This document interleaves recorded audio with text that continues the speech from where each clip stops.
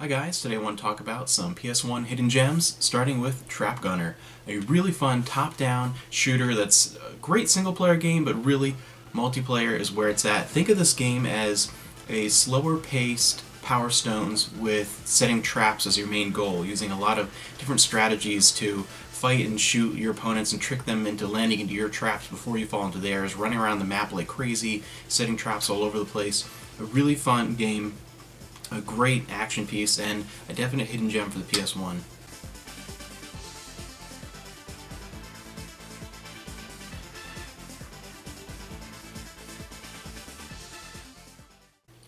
Moving on to one that's very unassuming when you look at it, Small Soldiers.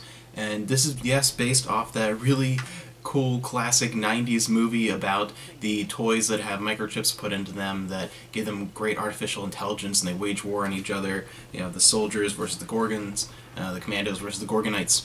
And this is an odd one because it doesn't take place within the context of the movie, and it doesn't really have them as toys. It's sort of what the war that's happening in the minds of these toys, what it would actually be like from their perspective as if it was real. It's about really the commandos have invaded the home world of the Gorgonites. It has, you know, that place they're trying to get to. At the end of the movie, they sail off trying to find their homeland.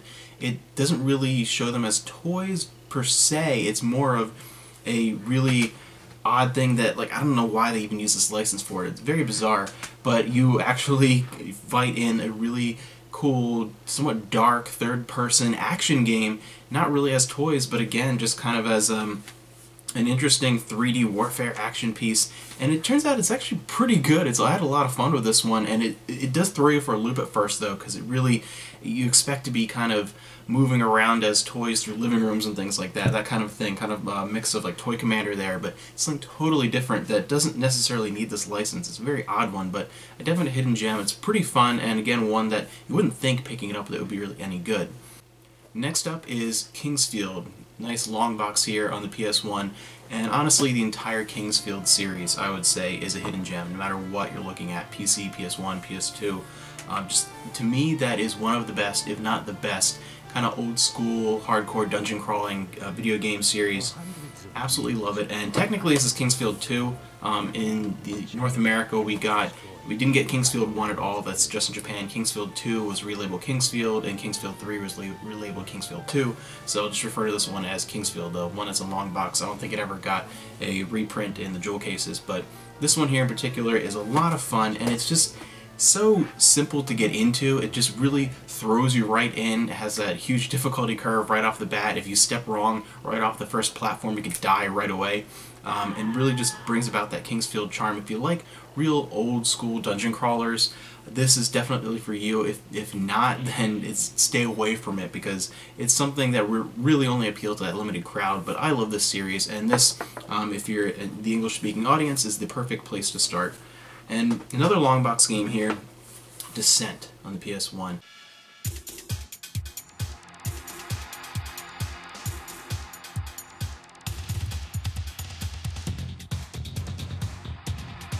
This I actually played to death with my friend Matt on my old Power Mac. Descent is just a really, really cool, fun game, and it is a 3D, 360 degree shooter through all these tunnels and caverns. Kind of take Doom and put yourself in a spaceship and make it so you can completely flip around and turn around and go all over the place, and just 100% free movement and incredibly fast-paced action in your spaceship here is what really makes this really exhilarating. And this version has two-player mode also, so you can go head-to-head for some maps there, but it's just a lot of fun, a great action piece, and it's fun to be able to zoom around with no real restrictions inside these maze-like labyrinths, inside these planets and moons.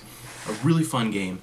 The next one here, I don't know if, and it's a bit of a stretch, I think, to certain crowds to call it a hidden gem, but it's one I think I have to mention because it's from a popular series, and it started that series, but I think it's been mostly forgotten by a lot of people. But Blood Omen: Legacy of Kain, I know most people really started in with Soul Reaver. This is the one that I think the majority of people started with and really know the series from, starting at this point. And I think sadly over the years, both the original PC version and the PS1 version of the first game of the series have been largely forgotten over time.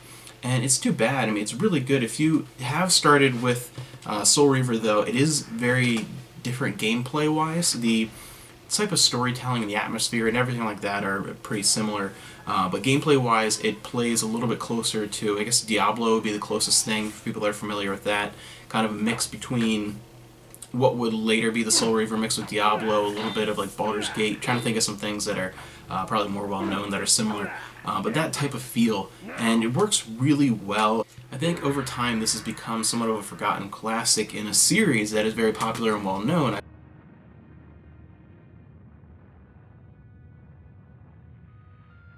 Next is Grind Session, and this is a game that I just could not convince most of my friends to get into back when Pro Skater 1 and 2 came out, and everyone had those. Everyone played those all the time, especially on the PS1.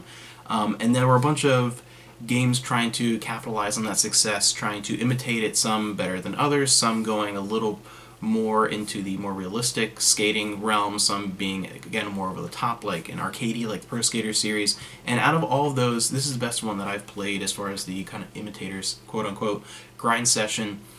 Some elements are not quite as good. It's a little bit harder to pull off moves in here. It's not quite as intuitive and smooth.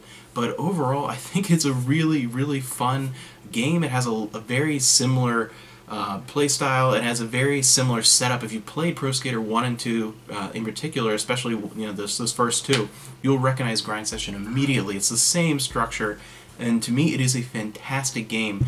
It's just an odd one if you've been playing a lot of Pro Skater. I think back in the day, switching from that to this, it's different enough that it feels awkward moving to one or the other, and it's similar enough that it feels at first like it's too much of a rehash. But once you really get into it and start playing it, it actually is a really, really fun game, and definitely one you need to check out, and one that's a common find and super cheap. So if you like specifically those first two Pro Skater games, check out Grind Session, a good one on the PS1.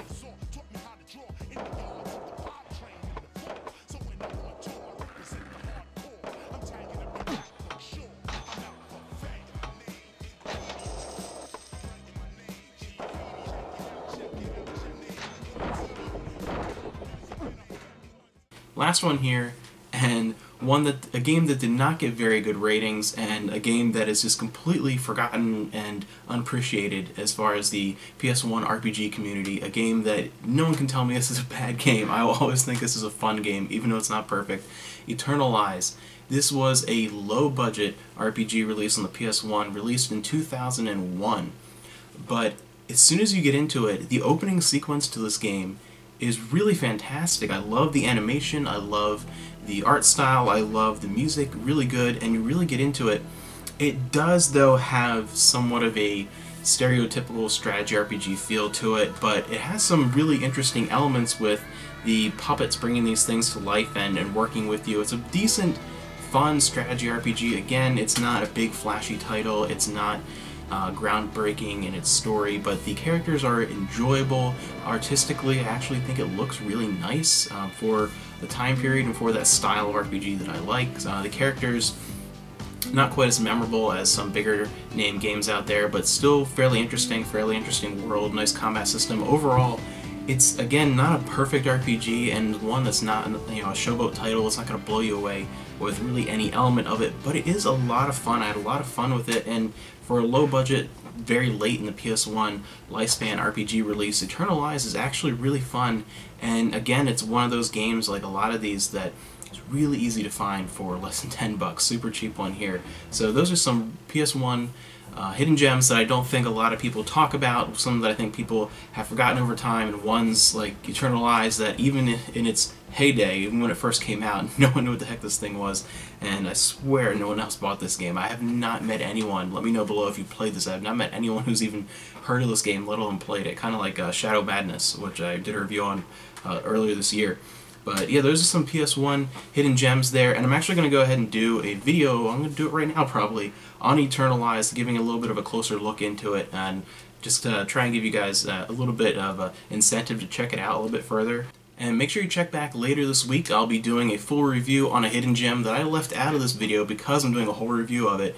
But to me, one of the best 3D action games on the PS1, and one that not a lot of people know about because it is actually a licensed game. It is a tie-in to a TV series, and you wouldn't think it's great, but it's honestly fantastic. Stay tuned for that review, and of course check back every Friday for some more Laserdisc material. This week, my brother will actually be on the program. I had him over for a day to check out Laserdisc for the first time to get a little bit of his first impressions. So hopefully you guys will come back during the week to see those.